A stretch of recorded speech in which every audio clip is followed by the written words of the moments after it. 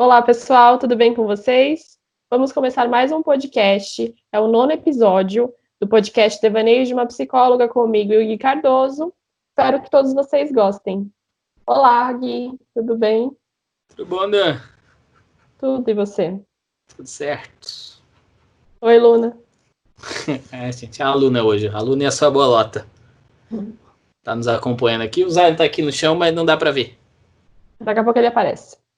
Ou não. Ou não. E aí, bora? Bora lá? Qual que é o tema de Bora. hoje? Hoje eu tenho um semi-desafio pra você. A aluna já desistiu, foi embora. Falou desafio, ela foi embora. Exatamente.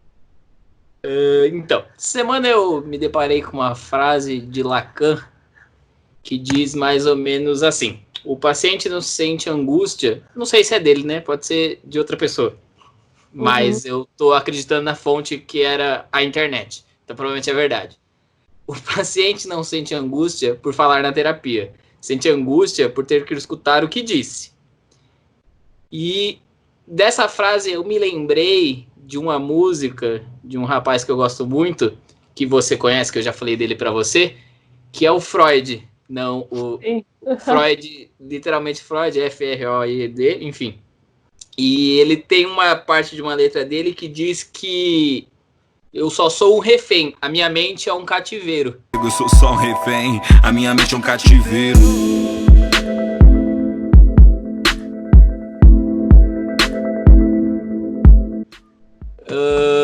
E eu achei que essas duas frases tinham muita relação em si.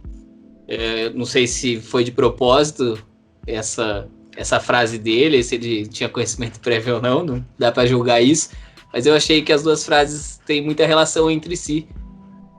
E eu queria que você me falasse um pouco disso, um pouco sobre essa parte da angústia mesmo, de escutar o que a gente está falando, e sobre realmente a mente ser um cativeiro, porque muitas vezes é, né? Sim, muitas vezes é, na maioria das vezes é. Bom, vamos lá então, que desafio. Primeiro, o Freud é genial, né? Os dois Freuds. Tem umas frases muito bacanas, inclusive. Prefiro o meu, mas tudo bem. O seu é meio esquisito o jeito que escreve. Mas ele tem umas frases bem bacanas, né? E Lacan foi um grande sucessor de Freud, o Freud Sigmund mesmo.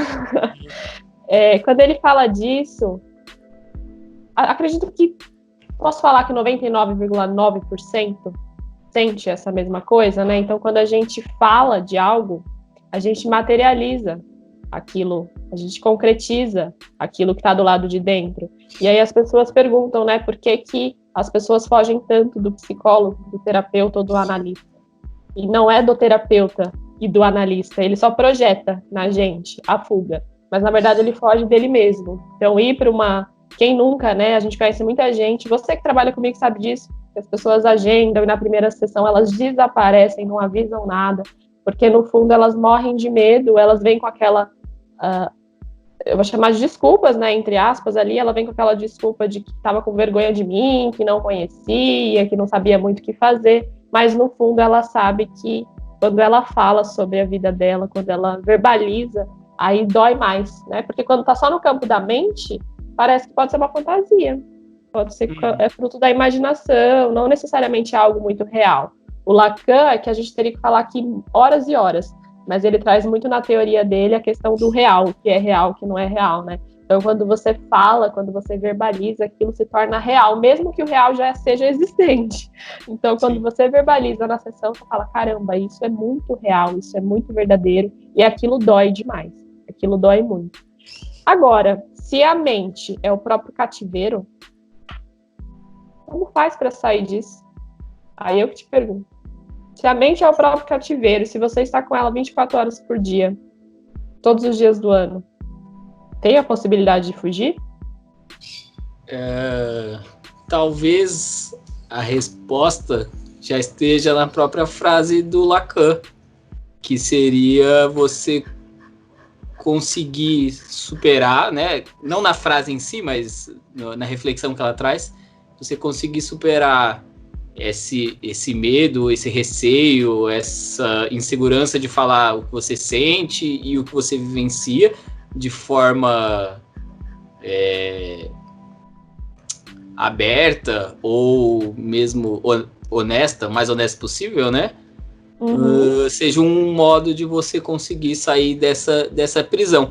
Acho que ninguém sai 100% porque as inseguranças, os medos, ou mesmo algumas escolhas que a gente faz, que a gente às vezes pondera os lados de escolha e vai para um lado e deixa de ir para o outro, isso sempre deixa uma dúvida, sempre deixa algum resquício de poderia ter sido diferente, poderia ter escolhido outra coisa, e isso acaba nos tornando prisioneiros dentro da nossa própria mente mesmo, né? Porque a gente acaba se pegando pensando em outras oportunidades que a gente deixou de fazer por escolhas próprias ou por medo, enfim. Então, acho que ninguém se livra 100% do seu cativeiro. Mas é um modo de você conseguir, pelo menos, se libertar. E acho que essa parte da honestidade que eu disse é o mais importante. Você ser honesto com você mesmo, tanto num processo de psicanálise quanto no seu dia a dia, né? Você não tem problema você refletir sobre o que você pensou e o que você deixou de fazer e essas coisas que você fez, mas seja honesto para saber que talvez a escolha tenha sido melhor ou às vezes não foi melhor, na próxima vez você fazer a melhor, sei lá. Não é meio que por aí?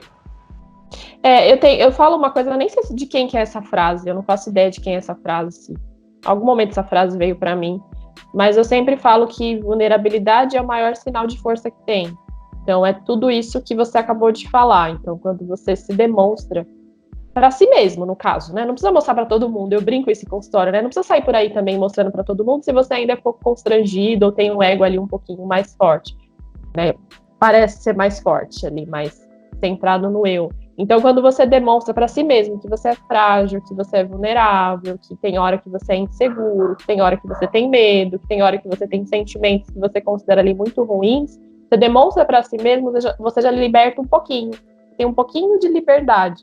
Só que as pessoas preferem fugir muito disso. Então, por exemplo, né, quando eu falo de Lacan, eu falo muito de um processo psicanalítico mesmo.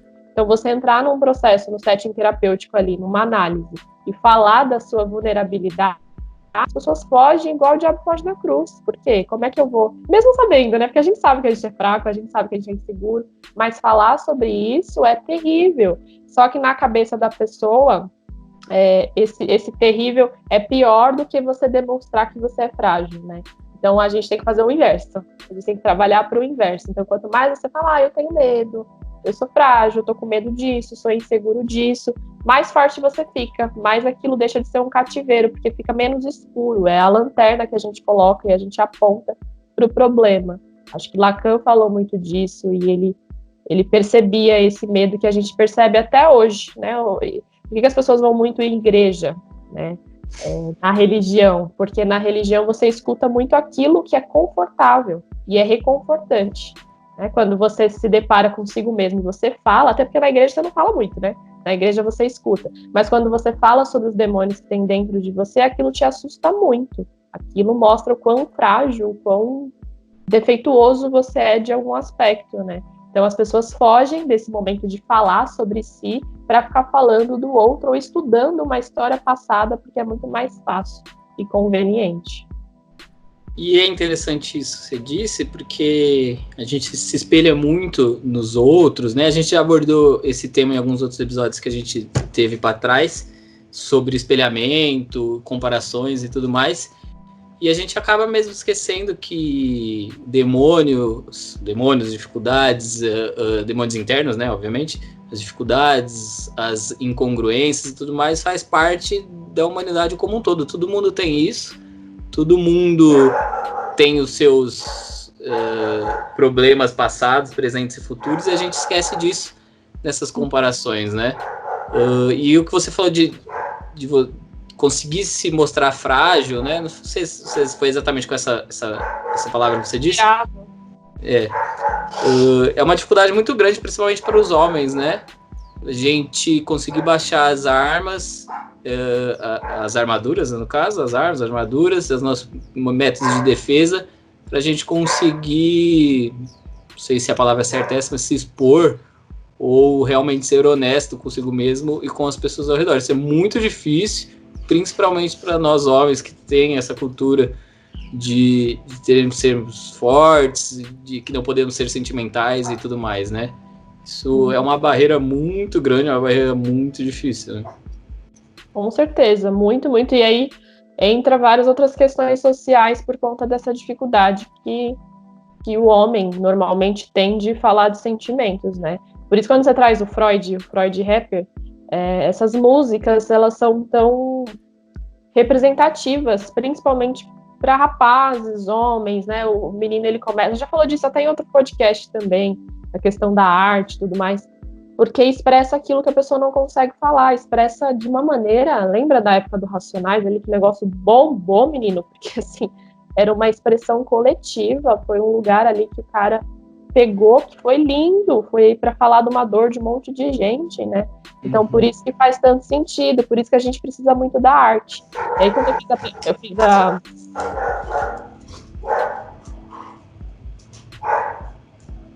Obrigado. E aí, quando eu fiz a pergunta, né, é possível fugir, é possível sair?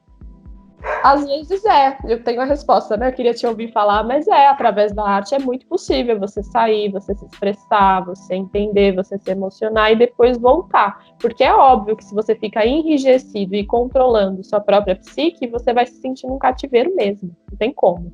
Se você quiser ser perfeitinho, se você quiser tudo bonito, você vai se sentir num cativeiro. Então, se você vê a arte, se você se expressa pela arte, se emociona pela música, você consegue dar uma voadinha ali, ó, e depois você volta, porque estamos vivos e encarnados, então não tem como o espírito ficar vagando por aí, a gente tem que voltar, mas a gente volta ali com muito mais repertório. Eu acho que o mal da sociedade ansiosa que temos hoje é uma galera que quer manter o controle a qualquer custo, não quer se ouvir, não quer falar, né? Ela só quer falar aquilo que é muito bem aceito e para o outro. Agora, falar dela, mostrar essa vulnerabilidade, para ela é fraqueza. Só que ela não entende que quando ela demonstra para si mesma, não falando para os outros, essa vulnerabilidade, ela deixa de ficar ansiosa, ela deixa de ficar triste, depressiva e todas essas coisas. A matemática das ciências humanas é diferenciada. Então você precisa falar para você esvaziar e se sentir mais confortável e não refém da própria psique, né? Da própria mente, que seria um cativeiro, segundo Freud. E não só... Você falou de fraqueza, eu acho que muitas vezes a gente já falou de ressignificar palavras aqui também. Sim. Muitas vezes algumas coisas trazem uma conotação muito pesada, né? Quando a gente fala de fraqueza, nós tendemos a pensar em coisas que são excluíveis, que a gente não deveria ter, que não deveríamos possuir esse tipo de coisa e tal. Mas na realidade não é isso, né? Fraqueza pode ser alguma coisa que você não seja tão bom, que você não seja sua expertise, ou que seja algum ponto delicado para você, mas não necessariamente algo ruim, né? Quando a gente fala de fraqueza, muitas vezes talvez seja interessante também, não a gente, eu e você, né? As pessoas como um todo. Seja importante ter um pouco dessa visão também, de que não é porque você tem uma fraqueza que aquilo seja ruim, ou que aquilo te torne uma pessoa má. Aquilo te torna apenas um ser humano comum, como qualquer outro, em determinadas coisas. Você tem uma fraqueza, mas provavelmente você deva ter outras coisas que não são, que são o seu forte. E uma coisa que eu escutei uma vez, eu não lembro de quem, que assim, as fraquezas, elas existem, você pode dar uma aprimorada, mas elas sempre serão suas fraquezas. E em vez de a gente focar nisso, foque em se engrandecer dos outros lados, né?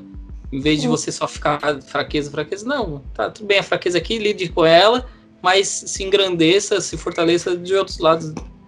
Sim, esse eu adorei, é isso mesmo, porque as pessoas vão na fraqueza porque elas querem ser perfeitas, então elas falam assim, eu tenho uma potencialidade aqui que já é vista, tô brilhando aqui desse lado, fechou, ótimo, mas esse lado aqui tá feinho, tá desarrumado, deixa eu focar nele. E aí acaba que você fica focando numa coisa que você nunca vai ser excelente, porque você não nasceu com essa vocação.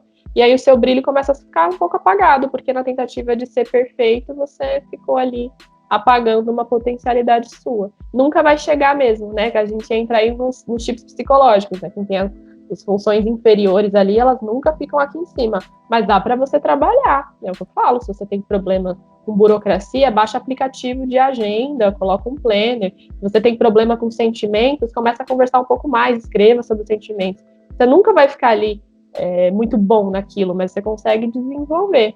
Agora, esse lance da fraqueza aí, tem uma coisa que a gente escuta, você já ouviu, eu já ouvi desde muito novo, que é quando o menino tá chorando, ou quando ele tá se emocionando de alguma coisa, as pessoas falam, né, tá parecendo uma menininha, você tá parecendo uma mocinha, e aí, por conta de comparar essa questão com fraqueza, então, além de... É ruim pros dois lados, né, Gui? É ruim pro cara que tá ali se expressando, e aí fala, você tá parecendo uma menininha hoje, ou o que você tem no meio das pernas, esse tipo de coisa, aquilo que o menino escuta, e aí acaba ofendendo também o sexo feminino, né, porque é sinal de fraqueza, expressar a emoção. E aí são os caras que, daria mais um podcast, tudo, são os caras que têm uma tendência muito agressiva, né? Tem uns documentários que falam sobre isso, que de tanto segurar, porque falar de sentimento é fraqueza, o cara precisa expor aquele sentimento de outra maneira, só que aí ele vai numa maneira mais agressiva. E aí fica esse negócio desde muito novinho. São incontáveis histórias de assassinos em série, que... sei lá, ao cometerem um crime, ao cometerem um assassinato, eles tentam reproduzir alguma coisa que já tenha acontecido na vida deles, que tem esse gatilho, e muitas vezes é uma coisa pesada, sentimental para eles, que se você for fazer uma análise completa, entra como uma fraqueza, né? E ele tenta reproduzir aquele momento, aquela passagem da vida dele, por mais fraco que seja, né? Deixa ele, às vezes, no geral falando, muitas vezes com aquela impressão, com aquele sentimento de um momento passado, e ele só tenta reproduzir. Isso é uma fraqueza, é o choro, tudo mais. Isso pode vir de diversas formas, né? O Hitler, né? Você pega Hitler é um cara que tá cheio de desgostos da vida por causa dos pais e tudo mais. Tem não sei se é o fato mais conhecido, mas pra mim, que é o negócio dele tentar ser artista e nunca conseguir. As pessoas falarem que ele não era bom o suficiente e tudo mais. Aquilo torna uma angústia gigantesca. Não justificando nada que ele possa ter feito que seja isso. Mas isso traz uma angústia gigantesca. Você não ter alguém lá pra falar, não, é isso aí, vai lá. As pessoas geralmente falam assim, você não é bom nisso. Tipo, cara, não, entendeu? Deixa desenvolver, deixa a pessoa ir. E aí começa a odiar tudo que é expressivo, tudo que é expressão. Então, arte joga fora, música joga fora, nada disso, porque isso mexe comigo internamente, né? Ver esse tipo de coisa mexe com uma coisa que faltou, que é o homofóbico. Quanto mais homofóbico a pessoa é, mais ela tem a tendência ali a gostar, porque se ela tem tanto pavor, se ela tem medo tem receio, tem raiva, alguma coisa dentro dela tem. A música do mundo também, né? Eu pego muito... conheço evangélicos e tal, aí não posso ouvir música do mundo. Por que, meu amor? Se você ouvir essa música do mundo, é tão assim, é tão sedutora essa música que você vai cair nessa armadilha, porque só se você tem uma... aí eu vou usar a palavra fraqueza, não sei, uma predisposição ali, uma sensibilidade a entrar naquele mundo, que aí você fica apavorado só de pensar na ideia de ouvir uma música, né? Por que te assusta tanto? Por que tem tanta raiva de ver um casal na rua? Por quê? Que é difícil, né, cara? Isso não tem nada a ver contigo. Dani, para finalizar, fiquei com uma dúvida aqui. Geralmente essas pessoas são muito extremas, que entra nisso tudo que a gente tá falando, que pode ir desde gosto musical, ou artístico, ou até mesmo a sexualidade. Sexualidade é a palavra certa? Não vou cortar essa parte.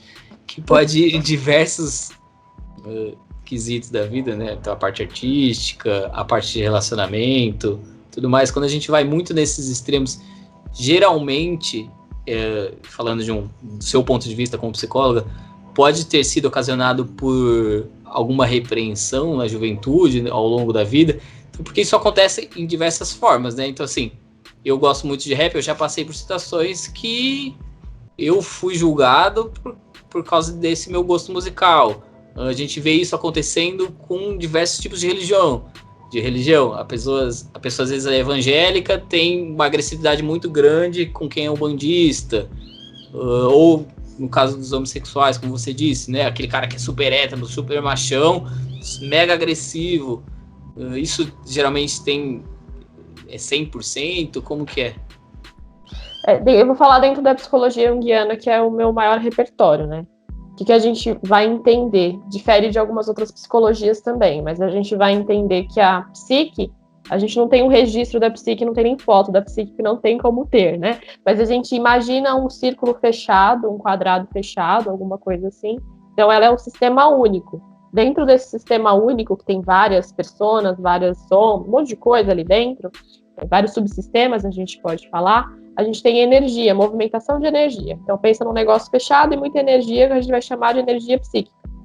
Se você tem, de acordo com a sua criação ou com o meio social, alguma coisa do tipo, se a sua psique fica unilateralizada, então ela fica unilateral, ela só vai para um lado. Então, é o famoso 8 ou 80.